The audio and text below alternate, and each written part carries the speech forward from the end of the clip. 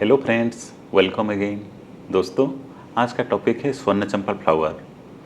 और इस फ्लावर से रिलेटेड जितना भी इन्फॉर्मेशन, जैसे इस प्लांट को कब खरीदना है, उसका प्राइस क्या है, पॉट साइज़ कैसे सिलेक्शन करना है, फ्लावरिंग टाइम कौन सा है, कैसे उसका सॉइल मिक्स रेडी करना है, कौन सा फर्टिलाइज़र देना है, कैसे वाटरिंग करना है और क्या क्या एडिशनल क्या लेना है, ये सारा इन्फॉर्मेशन इस वीडियो में मैं आपके साथ शेयर करने वाला हूँ। तो वीडियो को ज़रूर लास्ट तक देखिए सो दैट आपको कंप्लीट इन्फॉर्मेशन मिल सके।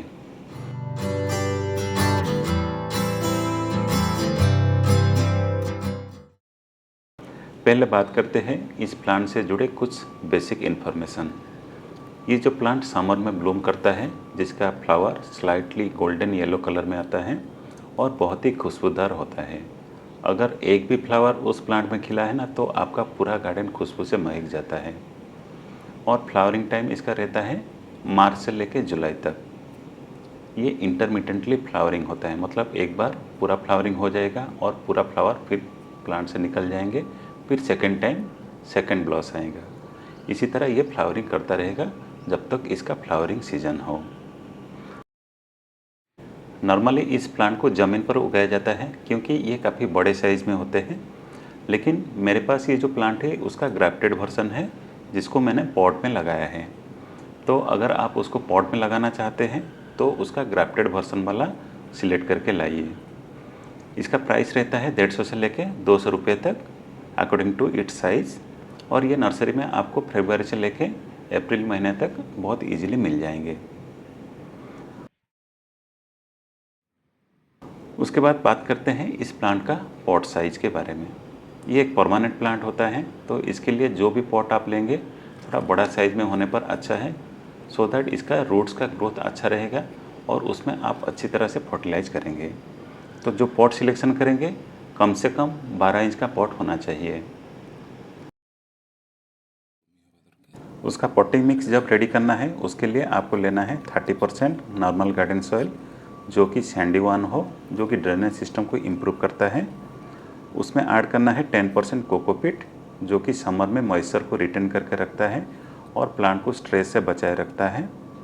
उसमें ऐड करना है 30% काउडंग कंपोस्ट, फिर 10% वर्मी कंपोस्ट, 10% नीम केक पाउडर और 10% मस्टर्ड केक पाउडर।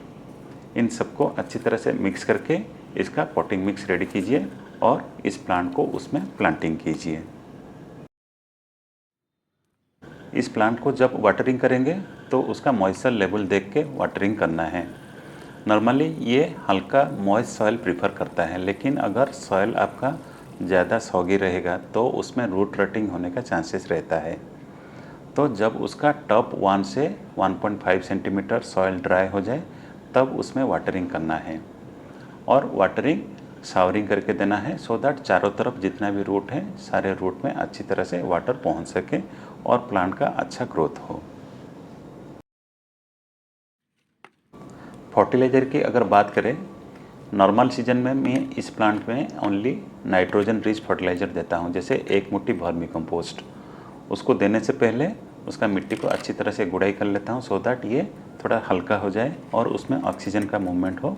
उसके बाद मैं उसमें 1 मुट्ठी वर्मी कंपोस्ट ऐड करके फिर से उसको मिक्स कर देता हूँ। लेकिन जब इस प्लांट का फ्लावरिंग सीजन आता है तो उसके लिए मैं एक स्पेशल फर्टिलाइज़र रेडी करता हूँ और उस प्लांट को देता हूँ।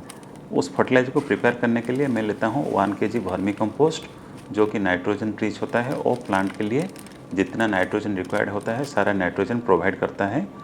उसमें ऐड करता हूँ 100 ग्राम्स मस्टर्ड केक पाउडर, जो कि एनपीके का एक बैलेंस्ड सोर्स होता है जो प्लांट को रिक्वायर्ड एनपीके प्रोवाइड करता है। उसके बाद उसमें ऐड करता हूँ 50 ग्राम्स बोन मील पाउडर। ये फॉस्फोरस रिच रहता है, जो कि प्लांट का रूट्स को डेवलप करता है और प्लांट का न्यूट्रिशन एब्जॉर्प्शन कैपेसिटी बढ़ाता है। उसमें ऐड करता हूँ 20 ग्राम्स सीवीड ग्रैनुल्स। ये प्लांट के लिए जितना ज़रूरी माइक्रो न्यूट्रिएंट्स सब प्रोवाइड करता है, साथ में ये पोटेशियम रिच भी रहता है। और फाइनली मैं उसमें ऐड करता हूँ 50 ग्राम्स नीम केक पाउडर। ये प्लांट में जितनी तरह का फंगस अटैक है उस फंगस अटैक से प्लांट को बचाता है, साथ में ये नाइट्रोजन भी प्लांट को प्रोवाइड करता है। इन सबको अच्छी तरह से मिक्स करके प्लांट को हल्का गुड़ाई कर लेता हूँ और ये जो फर्टिलाइज़र मिक्स को उसमें ऐड करता हूँ। इसका देने का इंटरवल होता है एवरी 15 से 20 डेज़ का इंटरवल।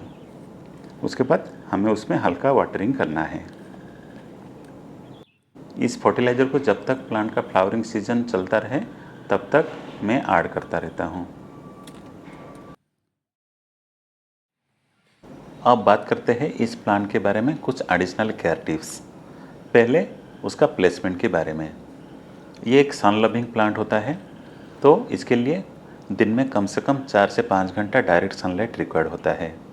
तो जहाँ पर कम से कम 4 से 5 घंटा डायरेक्ट सनलाइट पड़ता हो उसी जगह पर उसको प्लेसमेंट कीजिए। लेकिन समर सीजन में जैसे टेम्परेचर आपका 40 डिग्री से ऊपर जाता है तो ये प्लांट उसको रेजिस्ट नहीं कर पाता है, उसका पत्ते जलने लगते हैं, फ्लावर्स भी जलने लगते हैं। तो उसी कंडीशन में आपको उसे किसी शेड एरिया में शिफ्ट करना है। मैं यहाँ पे टेरेस गार्डनिंग करता हूँ, तो मैं ये प्लांट को ग्रीन नेट के नीचे ले आता हूँ सो दैट इसका टेम्परेचर मॉडरेट हो और उसमें अच्छा फ्लावरिंग हो। और समर सीजन में आपको और एक चीज़ करना है, इसके पत्ते पर वाटर स्प्रेइंग करना है, सुबह एक बार और शाम को एक बार। इससे उसका पत्ते साफ रहता है और अच्छा फोटोसिंथेसिस होता है, जिससे उसका फ्लावरिंग अच्छा होता है। साथ में ये प्लांट में थर्मल शॉक नहीं लगता है, पत्ते जो जलने का जो चांसेस रहता है वो भी कम हो जाता है। तो समर सीजन में ये 2 चीज़ आपको डेफिनेटली करना है। अगर इंसेक्टिसाइड या पेस्टिसाइड की बात करें, इस प्लांट पे नॉर्मली किसी भी तरह का इंसेक्ट अटैक मैं आज तक नोटिस नहीं किया हूँ, लेकिन from protection point of view मैं उसमें नीम ऑयल का स्प्रे करता हूँ, दैट टू एवरी 20 डेज़ का इंटरवल में। उसके लिए मैं 1 लीटर पानी में 5 ml नीम ऑयल ऐड करता हूँ और उसके पत्ते में एवरी 20 डेज़ के इंटरवल में स्प्रे कर लेता हूँ।